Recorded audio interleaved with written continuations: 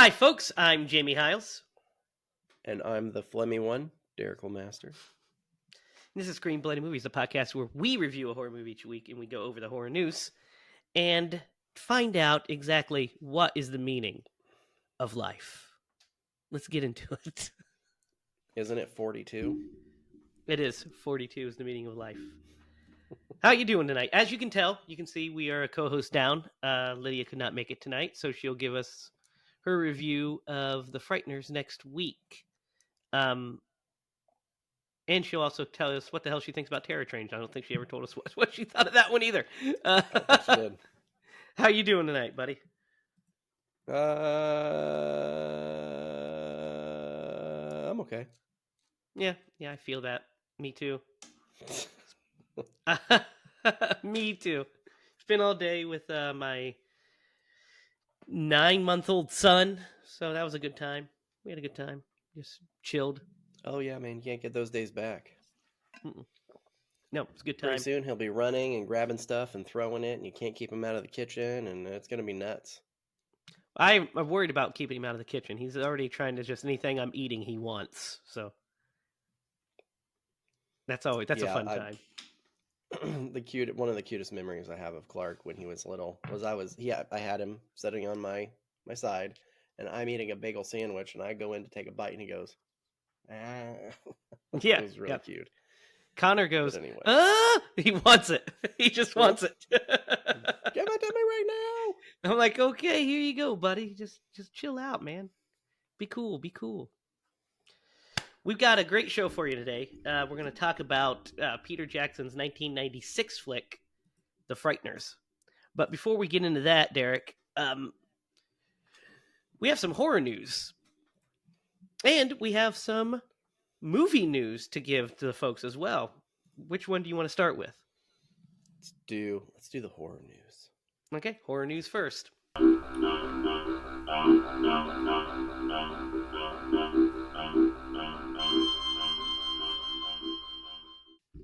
All right, so here we go, buddy.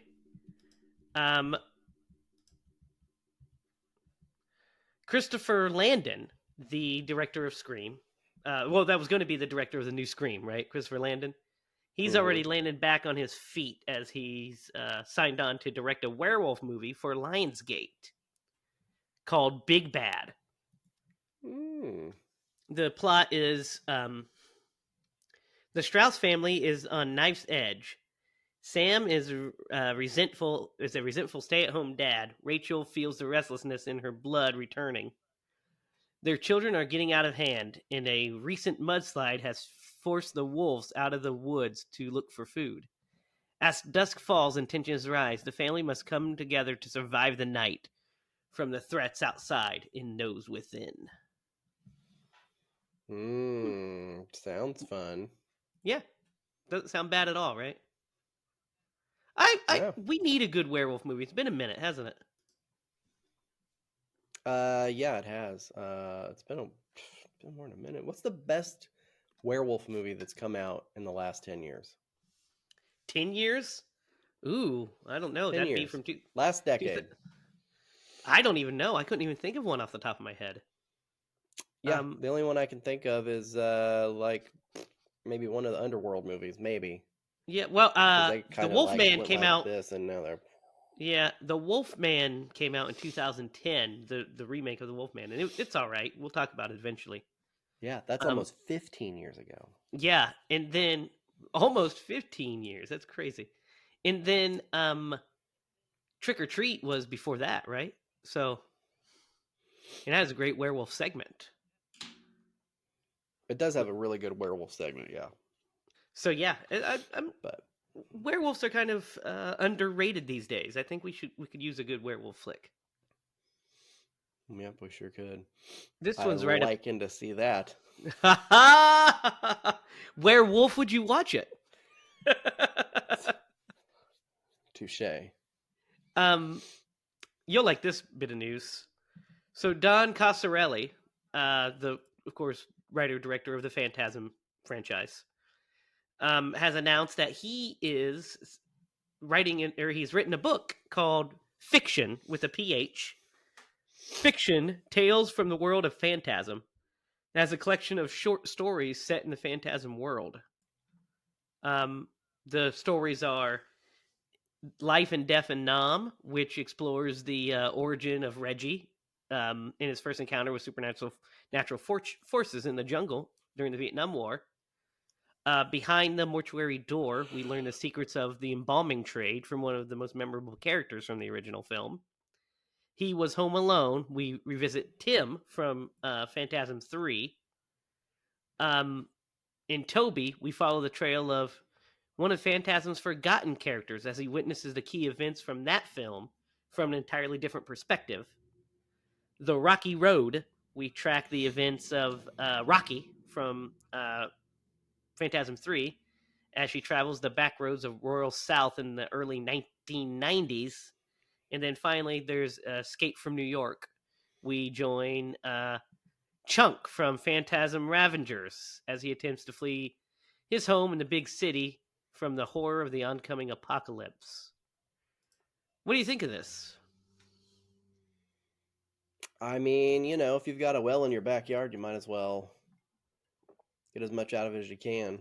Right, yeah. Some of it sounds like pretty cool, and you said these are going to be books, right?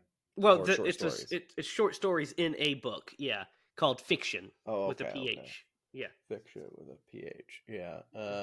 Yeah, I mean it sounds pretty cool. I think so too. I'm not the Sorry about that. I'm not the biggest reader, so we'll see how far I get to reading that one. Yeah, but you are a Phantasm fan. We Don't grew up say a with those. word.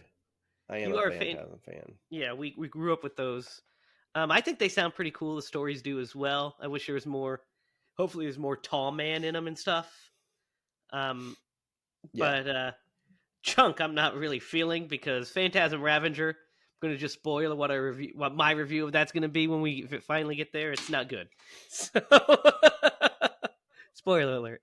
But I would read that. That sounds like it's good. I don't know a release date yet. I know that he's doing some signings at Dark Delicacies in L.A. Later Dark in the year. Delicacies, huh? Yeah, it's a boutique in L.A. But we don't have. I don't know if this book's going to become available nationwide or if it's just through Dark Delicacies, because you can pre-order it through Dark Delicacies now. And you can also get a photo op where you could ride shotgun with Reggie Bannister inside the Barracuda. That'd be kind of fucking cool.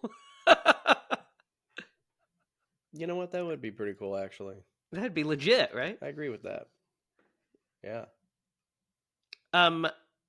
So David S. Sandberg and Gary Doberman are adapting the video game Until Dawn. It was a PS4 last gen console game that was like a movie, like a story game, choose your own adventure kind of thing. They're I think it had Hayden Panettiere in it, or I think she was in it, but it's being adapted into a flick, so that's interesting.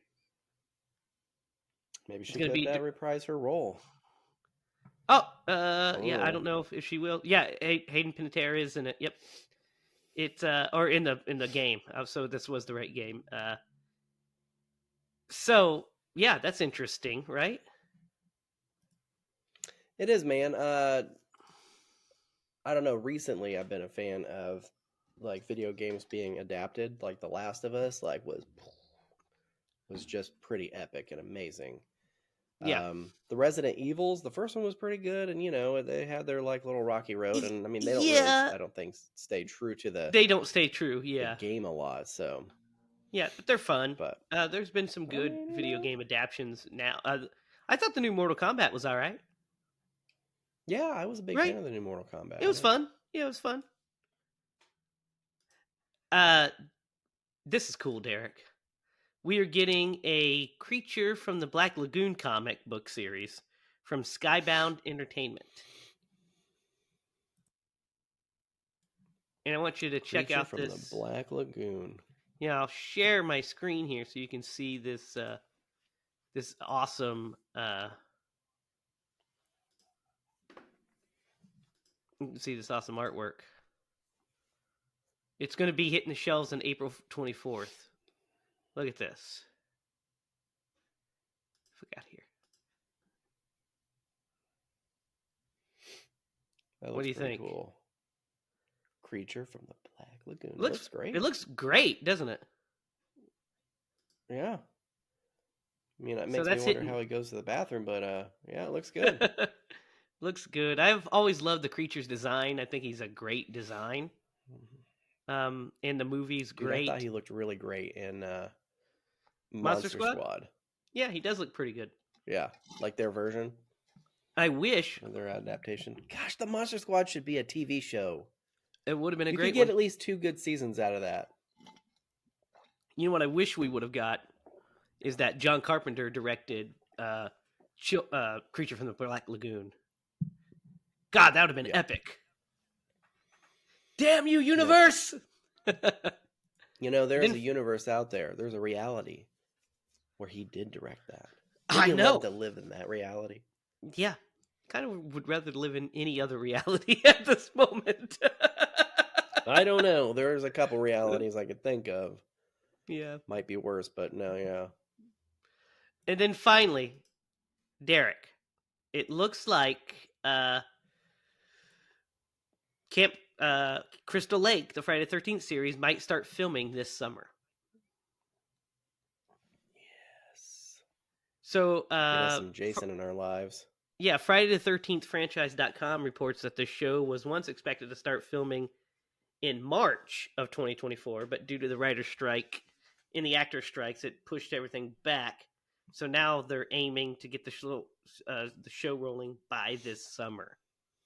Still don't know anything about the show itself, but I'm excited. I'm still excited for this thing. How about you? Yeah. I can't wait.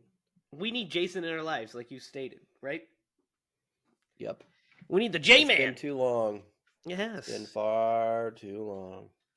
Nah, that's Freddy. It's like they need to work out their shit for. Yeah, that's what I was about to say. They need to work out their stuff for Freddy. Yeah, most definitely. Otherwise, man, just like let us have a crack at it. Yeah, give us a shot. After we've got ideas. Yeah, you know, we've we got shoot ideas. it, We could do a good see job. what it's like, then we'll do that. Now, before we get into the movie, Derek, we got some movie news to touch base on, yeah? Yep. So, we have cast the opening scene. It is scheduled to shoot in the middle, I guess, of April. Middle of April. Yep. Middle of April.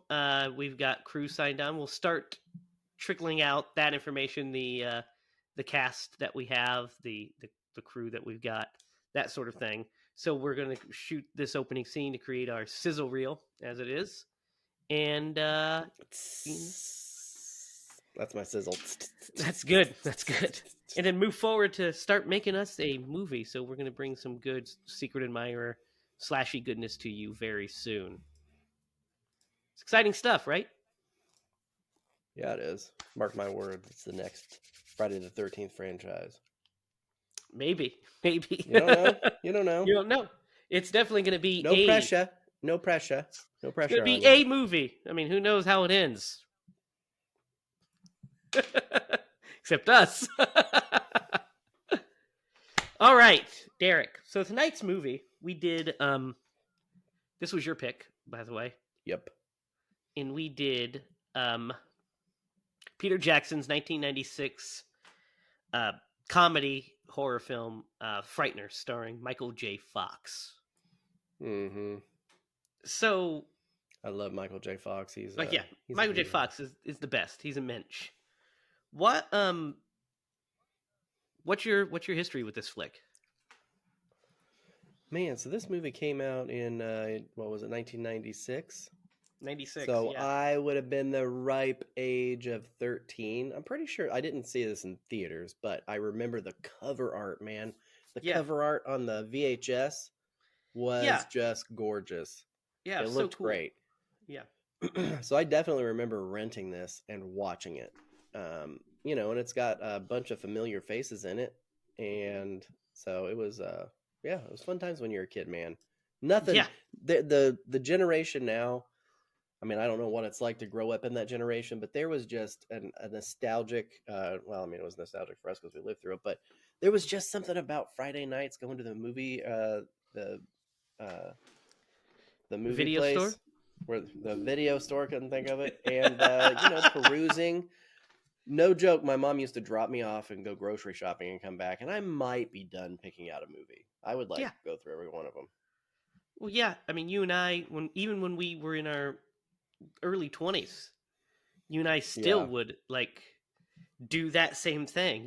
We just walk the video store dude. sections, just looking. If I ever win the lotto, I'm going to open up, even though it will lose money like no other, I'm going to open up a VHS and a DVD video store. Yeah, it'd be worth it. And I'm going to call it Wonderful. like La Hamsters. I don't know Yep, why you'd that's call what I'm it going to call it, that. La Hamsters. I don't know why you'd call it that at all. I don't either. So, yeah, I remember I actually remember the first time I watched this movie. I remember seeing the trailers when it was coming out in theaters, and I wanted to see it because it was Michael J. Fox, of course. And then I remember it came out when it came out on VHS. I'd been 10 when this movie came out, so I was probably around 11 when the VHS hit. But I was so excited to see it. We rented it on a Friday night. My mom, my stepdad, and my brother, and I remember watching it and thinking it was just so funny and so cool and so like imaginative. Because I'd never Mm-hmm. quite seen anything quite like that with the special effects of this movie. Because the special effects in this movie are pretty groundbreaking for its time. 100%, man. And it's hard to watch a movie like this now because like we're really spoiled. Even when special effects are not great, they Like are The Flash. still like, you know what? I'm going to take it back. That's the only movie that I can think of in recent memory that is a true letdown. But no, The you think Frighteners back to looks some of better the than The Flash, Marvel. yeah. Yeah, in a lot of ways it does.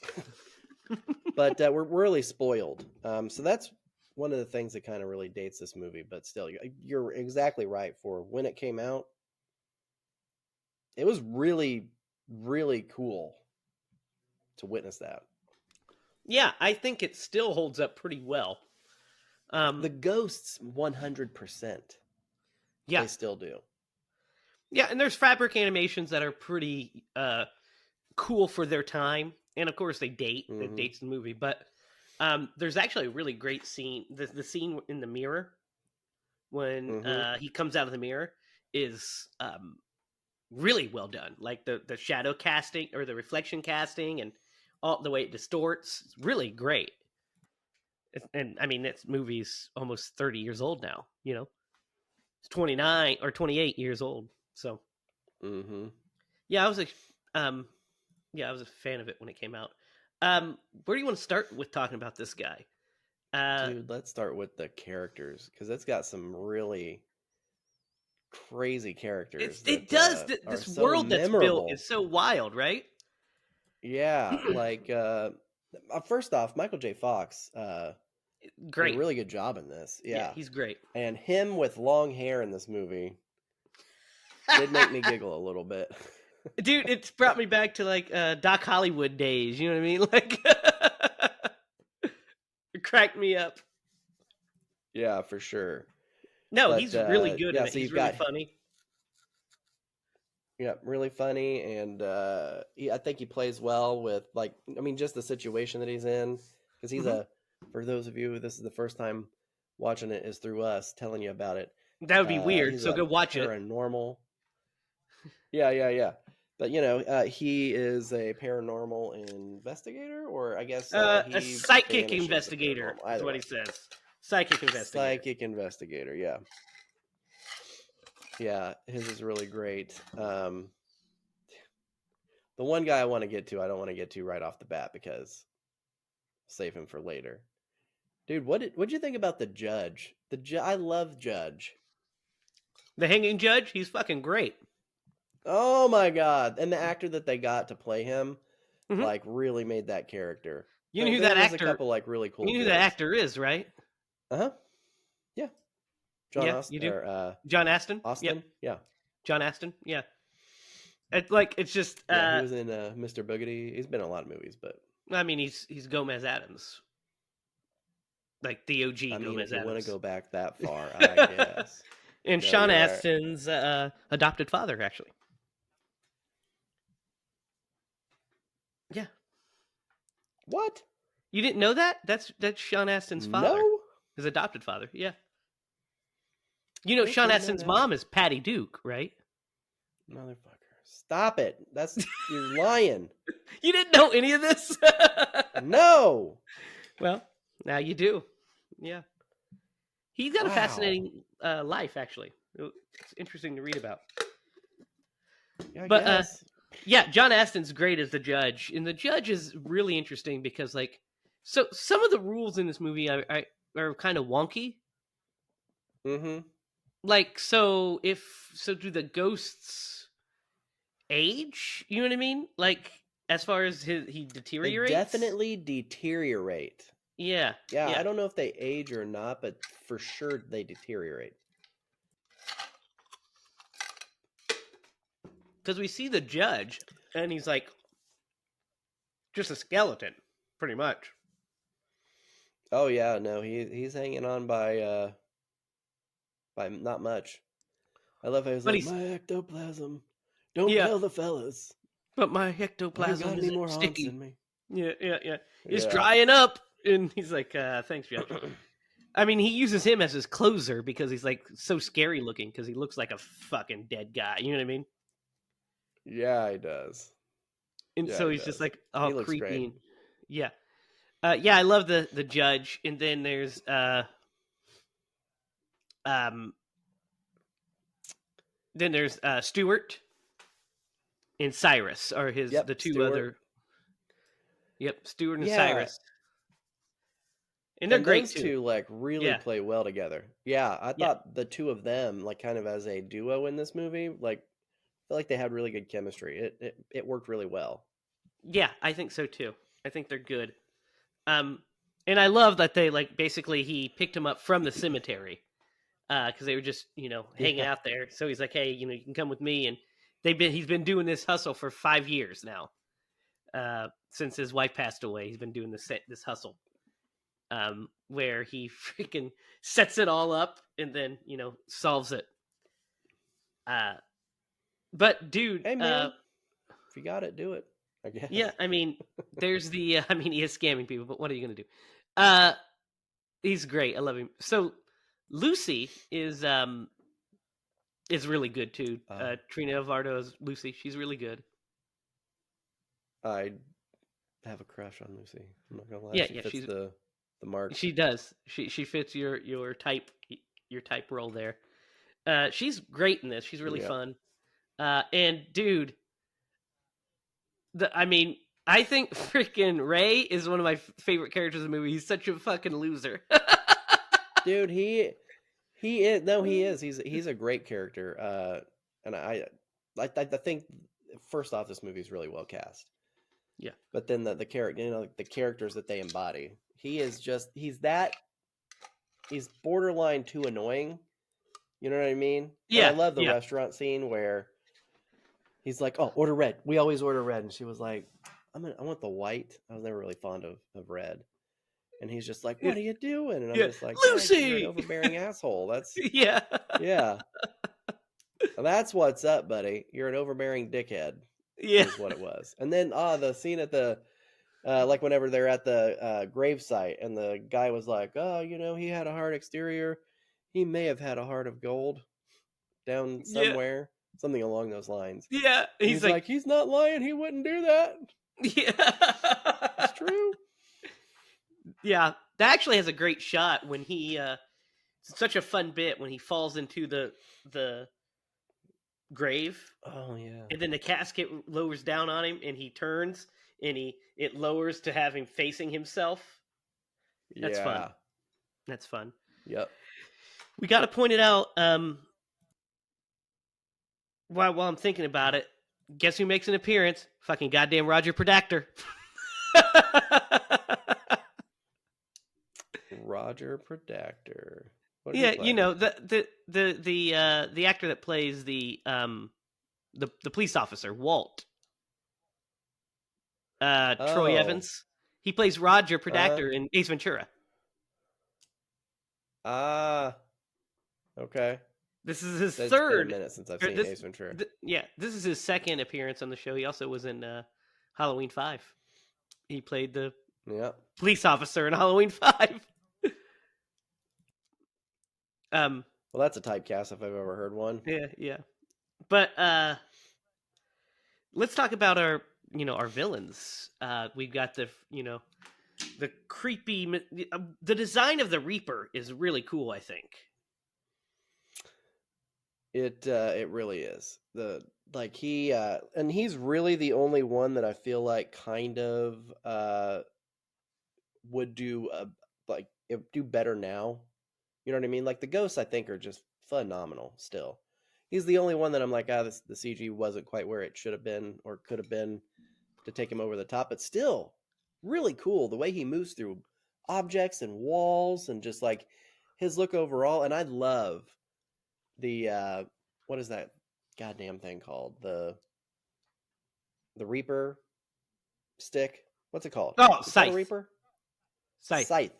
Dude, I actually really love the fact that you got to like hit it and the fucking blade pops out. I think that Yeah, makes it's it really even cool. better. Yeah, it's so cool.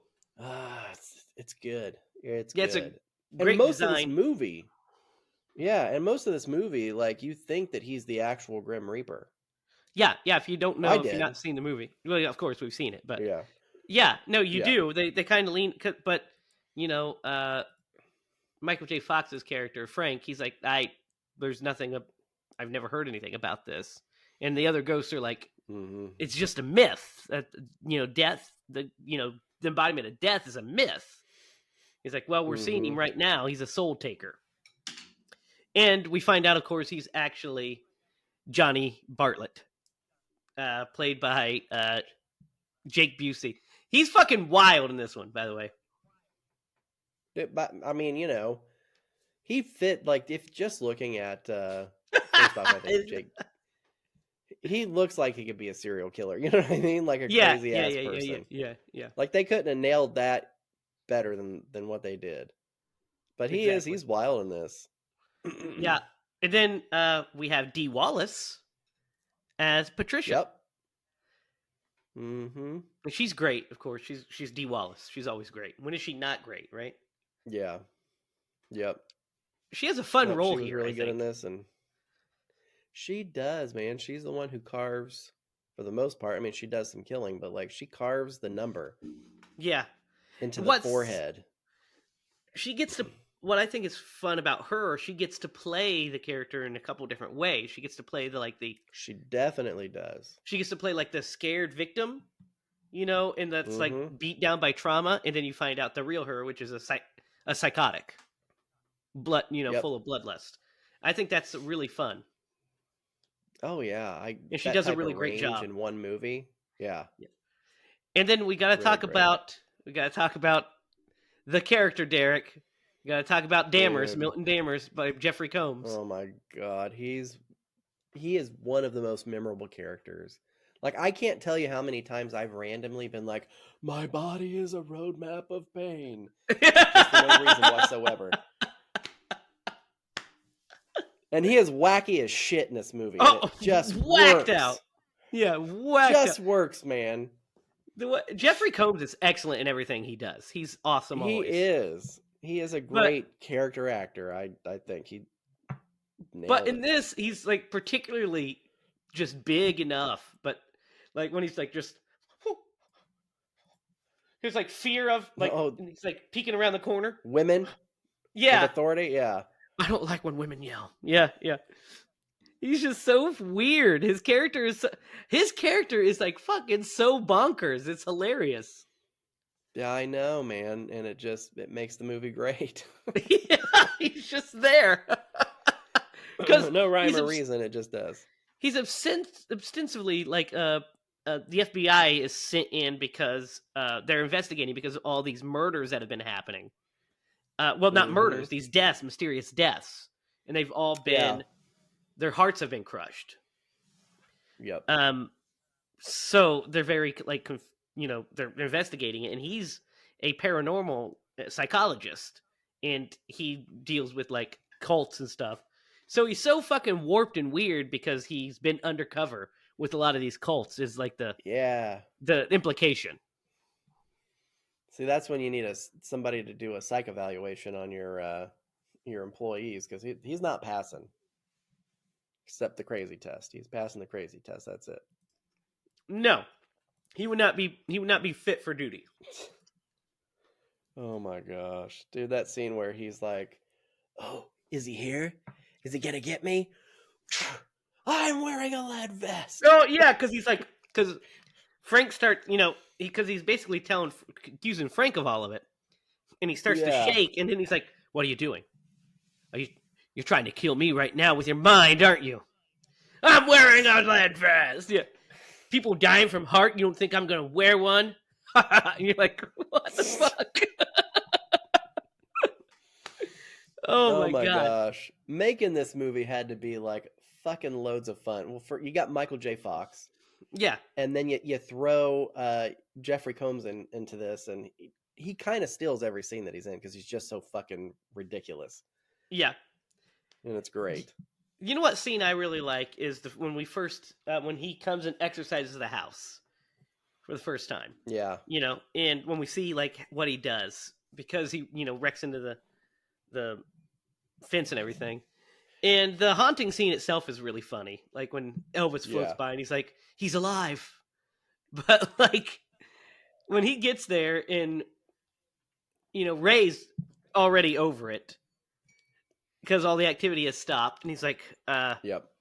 He's like, let me see, did this happen? Did the tilt, clockwise? Was it banging up and down in the toilet seat?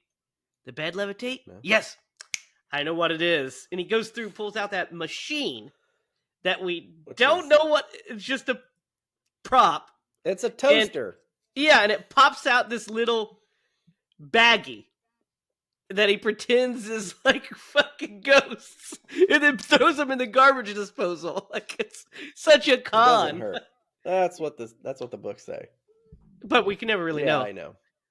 He's like, I got a 6-month guarantee. It's so funny. He's like, just get the hell out of here. It cracks me up. The squirt gun, because he like pops out the gun. Yeah. And Lucy's like, he's like, holy water, it's a squirt gun. Yeah, I like how it's that motorized one. So I love the sound effect it's making. Yeah, it's so funny. Yep. And then I like when he goes back and he's talking to the, when we find out that he has ghosts that actually do this activity for him, and he's like, yeah, I get there and there's no activity, and what the hell, and you guys didn't even bang the toilet seat. You made me look like an asshole. Well, sorry, Frank, but we threw our backs out lifting the bed. Good stuff. This is a crazy story. It's just so much fun. You know what I really think is just kind of genius. So the fact that they the duo, the ones that did the killings way back when, used to carve the numbers in the forehead, and I love how when Frank sees the number in Ray's head, and he's like, "What's with the number?" And it's like glowing red with fire. I like the glow, yeah, and it also looks like it's been carved though too. So it's like, I know. It's a cool design, yeah. It is a cool design. This movie would be really. I know I say this about all kinds of movies, but I'm telling you, this movie would be ripe for a TV show.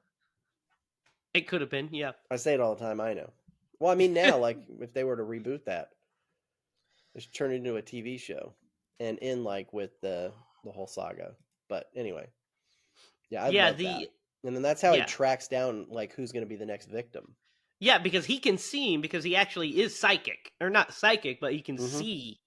He can see ghosts. Yeah. So he's not just a snow job artist. He actually can communicate with ghosts because of the car accident. And so I like how the backstory is kind of integrated. But like I said, some of the rules are a little unclear, I feel like. Mm-hmm. It doesn't matter, doesn't hamper the enjoyment of the movie. I just am kind of confused on certain rules. Like, so Like what? what? Well, more like, why was Ray like You know what I mean? Why is his face all fucked up at his last scene? Oh, and the other ones aren't. Well, Ray himself, Like like he's with just a new ghost. yeah, with Cyrus and Stewart, like they don't look nearly as decomposed as Ray does. Like Yeah, shortly after and death. Cyrus is Is what from you're saying? died in the 70s, and Stewart in the 50s. You know, Yeah, that's a good so point. Maybe he hasn't figured out the nightly routine. With the coconut oils and maybe. I'm just kidding. But yeah, no, that is a valid point because he is decomposing at a faster rate for Yeah, I sure. just don't understand why. Like, there might have been something that was in the movie originally that explained that just Mm-hmm. cut for pacing. That's just one of because Sarah was like, "Why does he look like that?" And I said, "I don't know." That's the only answer I had. I don't know. I was like, It's "I'm a guessing good he's point. decomposing, but I don't know why." But and then so ghosts can kill other ghosts. It seems But it seems like if can they kill the other destroy. ghosts, they immediately go to heaven. Well, Because yeah, they at the end of the cross movie, over. whenever Yeah, he goes, yeah, they're up there already. Yeah. yeah, So they cross over. Yeah, yep. Nope. That's another good one. I got one that's not anything like that. I love how they're like, oh, he was heavily drinking and then he got in a car accident. That motherfucker does not know how to drive if he's sober. no, he wrecks all the time. Like, he doesn't need to be drinking to get into a car accident. No, But no, anyway, Frank is not the best. not to You're right. be Yeah, I heartless like about how I what like has how happened with he and his wife, but I like how Arlie Ermy pops up in this thing as the drill sergeant. oh, I know, and he plays that character so well, Yeah, and it fits that he's the gatekeeper of the cemetery. He keeps the ghosts there. yeah, I love that. Get back to your graves, maggots. He's awesome. yeah. He's great. The what's really interesting is so did you see Peter Jackson's cameo? No. He's the freaking um guy with all the piercings when Frank walks out of the newspaper. When he walks out of the newspaper, Oh, and it might be just because yeah, he's so young. and he bumps into him, and he's got the piercings in his face. Yeah, that's him. That's Peter Jackson. He's wearing the Grim Reaper shirt. I do remember the Grim Reaper shirt. Yeah. Yeah, yep. Okay. That was Peter Jackson. Oh Yeah, man. yeah, it made me laugh. I was like, Peter Jackson. Um, so the plot is really interesting. Like the backstory of all this. By the way, I gotta say, I love the true crime video she's watching. It Oh fucking my kills me. gosh. It does. Yep. Isn't it so funny? It is really funny. Also, like, is that on demand? Why is No, that just randomly on? no, it wasn't on. Remember, it was a VHS because Ah, yeah, yeah, he yeah, looks at the yeah. case. He looks at the case, Yeah. and it was like See, she must have murder went and to the made. video store. Yeah, she went to the video store or the library or something because it's like Yeah. murderers and madmen or something is the name of it, and it just when she's like he was electrocuted, and it just shows the picture and it's like phew, phew, phew, phew. It like goes into negative. So Yeah. feels like one of those. Yeah, just feels like one of those fucking 90s documentary things. It's so funny. Yeah, True crime. for sure. Uh yeah, so freaking there's some good set pieces in this thing too. Some good like chase scenes and action set pieces. I I agree. I particularly like so this is funny. Sarah, we're watching it. She's she has Connor sitting over there and she's watching it as she's eating and stuff and she likes this movie. Um but when the judge comes in and saves the woman and then he goes and has sex with the corpse. With the Sarah's mummy? like, Yeah, and then he pops up and he's like, "I like when they lie still." Sarah Sarah said, "Oh, why did they have to include that scene?" I was like, Oh my "Yeah." I mean, gosh. I if you could cut one, I mean, that would probably be one to cut, but Yeah. it's a little weird. Yeah. It is. But it's in there. And I get it's a funny joke. The joke's all right, like that he's It like just is. Well, that he's it it leads shows his to they character. don't call me the hanging judge for nothing. Yeah, and it shows his character, more of his Yeah. personality. But yeah, Mm-hmm. it's just really funny and like weird. Yeah. So this finale that takes place, the whole third act is actually really good, I think, Mm-hmm. because it I agree. kind of ties everything back together, and it gets all of our central characters into one location where they need to be, which is the the hospital where all of this began, because they had a shooting, basically it was a mass shooting at this Yep. hospital, and Johnny Bartlett was an orderly who just went crazy and um, started just shooting people. Wanted to beat that record for serial killers. So then he, I mean, you got to have goals in life. I guess, and so you know, she went to jail too. She went to prison, but was released Yep. 5 years ago. Yeah. So everything happened 5 years prior to the events of the movie, 1990. Because the movie takes place in 95. Yeah. Um, but Dude, what about the reveal that Frank's wife was actually murdered mm, yeah, by by her? yeah. Well, by both of them, by Isn't that him, crazy? he Yeah. murders her, and then yeah, she carves Now, the was he a name. ghost when that happened? Johnny, yeah, it was 5 years ago.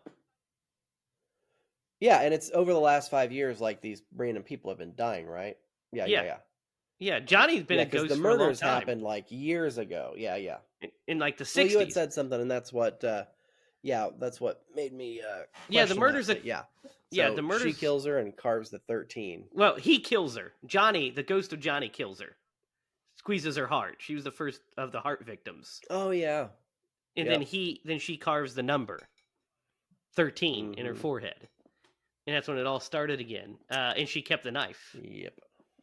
Yep. Um, so yeah, that's a good reveal because then it kind of makes it more personal.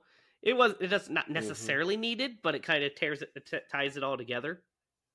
Yeah, you're right. If But if they didn't have that, then there's no big deal because he's really just trying to save Lucy he's trying to anyway. save Lucy at this point. Yeah, that's all he Yeah. cares about. Is just save Lucy. But it kind of adds a little more juice to the squeeze, I guess.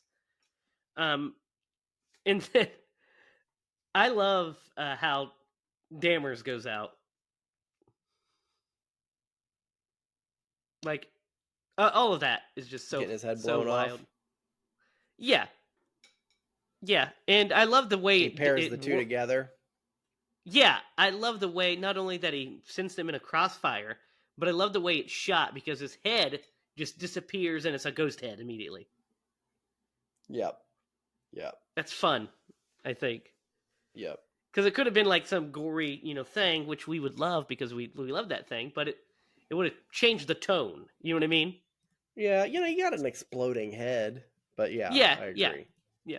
So they just had that there instead, and then yeah, dude, the bit where Dammers is yelling at the car when she's handcuffed in the cop car, and he gets in it Hmm. and starts driving it, and and he's like, "I'm moving it with my mind." Yeah, I know. And then he's like, "No, wait." That was great. Idiot. Oh Yeah, my gosh, yeah. he's such like a That loon. was a really good one. He Yeah. is crazy as shit, man.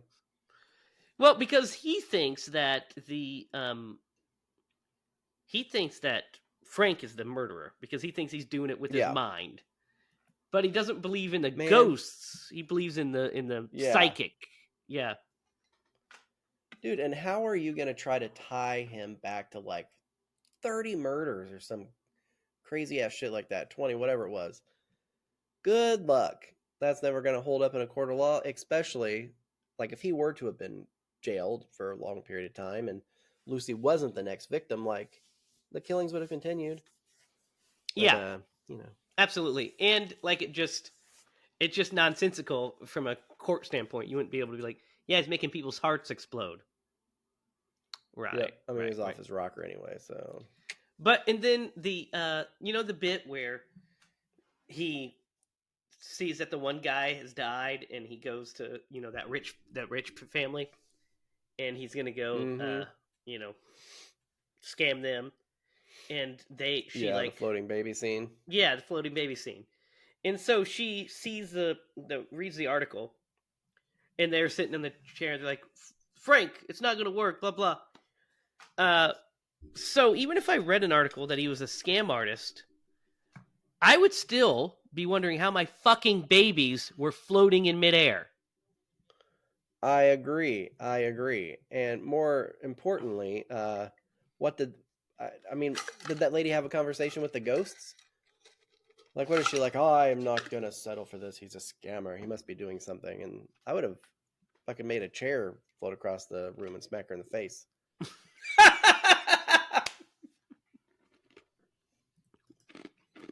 That's how I roll. You show her who's boss. No, I always wondered that. Like, it's just a funny thing that I like the scene because I think it's funny that she's calls out a scam and that they're just sitting there dejected. But it does kind of come, call into question, like, man, why didn't they do more? Yeah. So this final act, that it starts in the house with her going crazy, when she finally reveals her true intentions, that she's a psychopath, Patricia, and kills her mom. Which, by the way, the actress that plays her mom is great. Oh yeah, right? Don't you think so? No wonder she went. Yeah, no wonder she went crazy as a teen. But yeah, she is really good. Yeah, that's yeah, it's Juliana McCarthy. Yep. She's really great. Don't tell me that she's Sean Astin's grandma. No, she actually is related to Paul McCartney. I'm just kidding. Now you're just making shit up. No, but you know what's really funny? R. Lee Ermey's character's name. Did you see what it is? Which one is that? The drill sergeant? Yeah, Hiles, you. Yeah. Yeah. Uh-huh. Yeah. I saw that and I was like, hey, look at that. That's funny. But the third act itself, I think, has a lot of momentum moving it forward. So I like how we get, like just different things, stepping into our obstacles, because he's just trying to take these ashes to consecrated ground, and then old freaking Dammers pulls the Dammers and just pours those ashes out. Like, and let me guess, these can never be let out. And he just dumps them out like a prick. Yep. That's exactly what he did. Yep. Like, and Jesus I love, Michael J. Fox's character, like, he's like, you don't know what you've done. Yeah. I thought he was going to grab that bar and beat him to death, which he probably was. And then he was like, I'm a crazy guy with an Uzi. Yeah. Oh, my God. Yeah. How he just carries an Uzi around, by the way. If you got a trench coat, I guess you do. Yeah, and then he freaking after he's dead, we don't hear from him anymore, obviously. But the whole end where after he falls through the floor, and she chokes him out, basically kills him with the gun, choking him. And they're gonna kill Lucy. I love that whole the way he traps them. He grabs her and takes her to the afterlife with him. Though I'm wondering how I wonder how he just can grab her soul. Grab somebody's essence. Yeah. Yeah, and I don't know. Maybe because he can see it, he can grab it, especially as a ghost.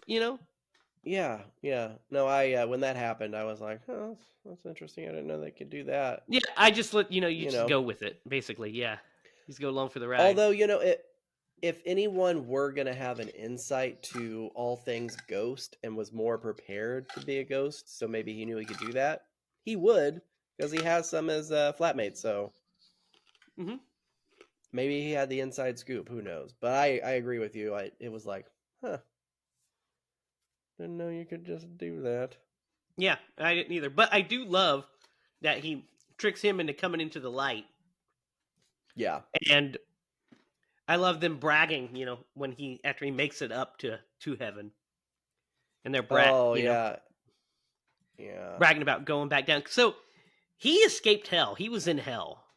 Johnny was, and he escaped hell, and Mm-hmm. so now he's going back, and it's not. What do you think of that? Like the way that scene shot in the tunnel. One of those things where it does play for the time that it was created, but I love that they're in the tunnel of light and then it just transitions. Yeah, And then all these things start coming out of the walls and grabbing them, and then it turns into like a giant serpent type thing. Like I thought that was great because they're not going no, to the good heavenly place. space Yeah, above in this movie. yeah. Yeah, they're definitely not tracking to go there, but yeah, I thought that was really cool. Yeah, I love the way it. Yeah, the way it. The idea of it, the creativity of it is really cool, and I think it looks fine for the time, of course. Um, but yeah, it's. I love the ending. I think it's a lot of fun. I love that he meets with his wife, and she, they. I like how he sees Stuart and Cyrus, and they're like, hey, it's not your time yet, and then his wife Oh comes and my meets him. gosh. What? Yeah, that's a really heart felt moment. But yeah, they're like, "Oh man, the cigars are great up here. There's so many like great libraries, and Stewart's really great with the ladies." I'm like, Yeah. okay, maybe you're playing this up a little too much, hey, hey, sounds like but yeah. heaven to me. Sounds like heaven to me. But his wife, like he sees his wife, and she says something to him that because in a lot of ways through most of this movie, the reason he can commute with the dead is he's kind of a walking dead person. You know what I mean? He's just going through life. He lives in a dilapidated, probably condemned home that he started to build for he and his wife that wasn't completed. And she tells him, go back, go home and live.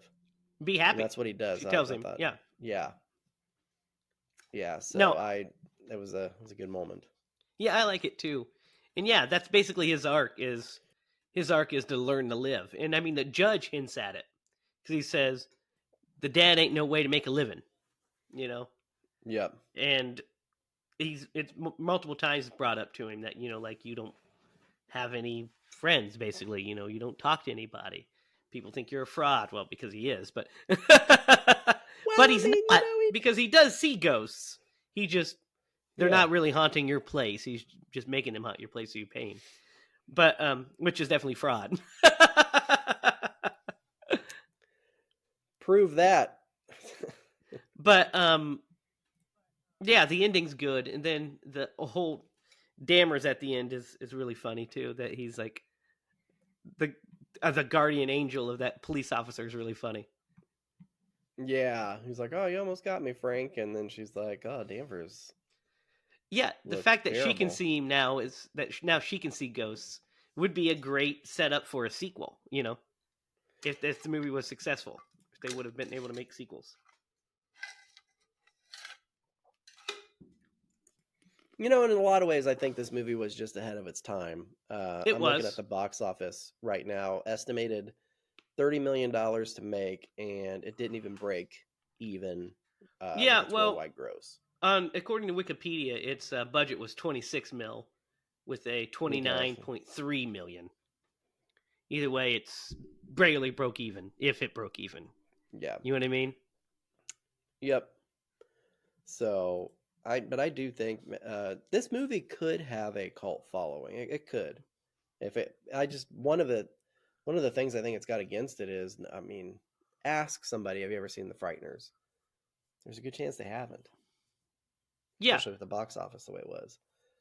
But yeah, and I it think it was was a good movie. like it. I think it's well liked. It's like got a 68% on Rotten Tomatoes. I think. So the dialogue or the dialogue the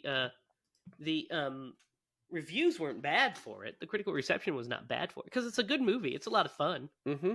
It's quirky and it's fun and it's very imaginative. I think I got to talk about the way this Oh, for movie's sure. shot because I think the cinematography in this thing is awesome Yeah. and the camera moves. Peter Jackson's camera moves are awesome in this movie. There's a lot of like good Mm-hmm. push-ins and stuff. They're fun. Like when she says when the mom says something like it pushes in on her when she's like talking about like you don't know her. Mm-hmm. And it's just really it's like really spooky fun. That's what I like about it. For sure. A lot of fun, spooky fun, a lot of good smash cut zooms. Peter Jackson shit, which was very reminiscent of Sam Raimi back in the day before he Mm-hmm. became Lord of the Rings Peter Jackson. He was director of Dead Alive and Bad Taste Peter Jackson, who's this creative like fucking tour de force. You know what I mean? Yeah. Um, Yep. and so that's what this was, a little bit harken back to that, and I think it's a lot of fun. It was a fun watch. Clark, I was watching it and he was like, "Dad, are you watching a scary movie?" And I was like, "Yep." Mm. It's like, I love scary movies, and I was like, "Well, one day you and I are gonna watch this one." He But not doesn't love today. scary movies. He's never seen a scary movie. I'll tell you, it'll be like my little story at the end of this, but it just cracked me up last night. But so what are you going to give the Frighteners? I'm gonna give this movie a 7. I I like this movie. I quote it sometimes, like I told you. There are some scenes in this movie that are just like, if you, especially for me, I can remember them like it was yesterday. Like I watched the film yesterday. And it's got Michael J. Fox in it, and you can never go wrong with him. So, yeah, I'm gonna give this movie a solid 7. Yeah, I think I'm about there, about a 7 as well, maybe even a little higher, maybe a 7.5. Because I do think it's just I think it's a Okay. hell of a lot of fun. I think the world's very Yeah. creative. You know what I mean? I think the Yep. world's creative. I think the ghosts are the ghost designs are great. Your characters are great and fun, and I love Michael J. Fox as Frank in this. I love Michael J. Fox in anything. So I love this as a starring vehicle for him. I think it was a really cool movie for him to do, especially coming Yep. off of like the Back to the Futures and in the mid '90s, at right before Spin City, right after I think he'd been already diagnosed with his Parkinson's at this point, just hadn't told anybody. Oh wow, Yeah, so he that's was crazy. just really good in this movie, just a really Mm-hmm. solid. So yeah, I'm gonna give it a 7.5. I like it. Right. And that is the Frighteners. All right, Derek, who would Tom Atkins play in the Frighteners? Thrill me. Dude, he would be a really great Ray. I think he could do Ray really well. Yeah, I guess he could do that. Yeah, you could also see him as the judge. The Judge, he would be a really good one, and he could do a lot of character. The only one, there's two. The only two that I would not replace him with is Michael J. Fox and Jeffrey Combs. Man, Yeah, those are absolutely. the only two characters I feel like I wouldn't want to replace. But I mean, Tom could be. He would be a really good Johnny too, I think. Johnny Bartlett. Although Yeah, not Gary Busey. Jake I say Busey's really Gary good Busey in it. because the Yeah, motherfucker looks just like him. Yeah, Jake Busey really is. I mean, he was like, this is a role that was yeah, like kind of made tailor made for because him. he's a Yeah, weird, crazy ass person. But yeah, yeah, Judge would be really good. yeah, Judge would be good, but I think also, yeah, I think the judge would be a lot of fun to see him as the judge. But I mean, I love John Aston, but I think that'd be funny. Or to see him as Ray would be interesting. But she just would have tried to fuck a ghost if he was, if I he know. was, you know, She definitely would have ordered the red wine. just because she wanted to. Yeah. Yep. And that, Or he would have been a good husband, and she would have ordered the white wine because that's what they got, because that's what she yeah, liked. exactly. Whose pick is it? It's mine? Yes, it's my pick. Yep, it's your turn. So I've been thinking about this for a while. And we just had a birthday of somebody just pass. So it got me thinking that it might be time to travel to the world of Sutter Kane and join John Carpenter in The Mouth of Madness.